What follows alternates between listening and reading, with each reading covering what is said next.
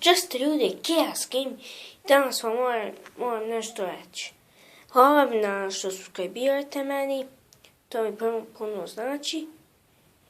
I da znate koliko ja, prvo da znate ja volim puno,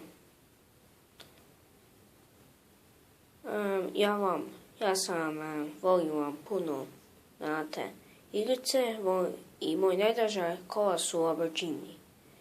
Znam da ne možeš nabaviti niđe u Bosni, ali svejedno.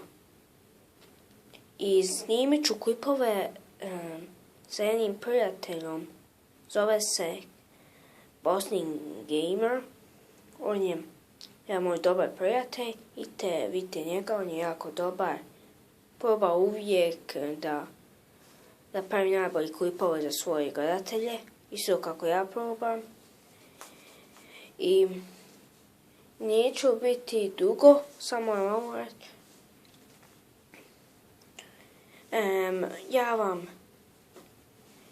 Hvala vam što subscribirate, to mi jako puno znači i da znate,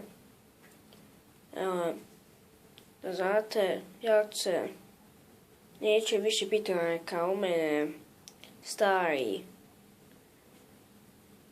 kao u mene ova kuća, vraću se ja, otiću se u greba, tamo ću snimit. I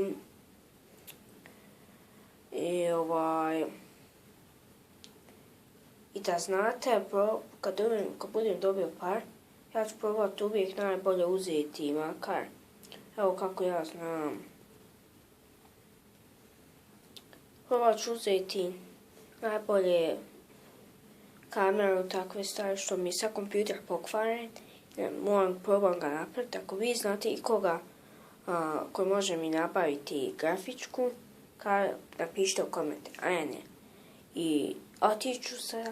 Ovo je Chaos Gaming i čao! Ne zaboravite da subscribirate i komentirate.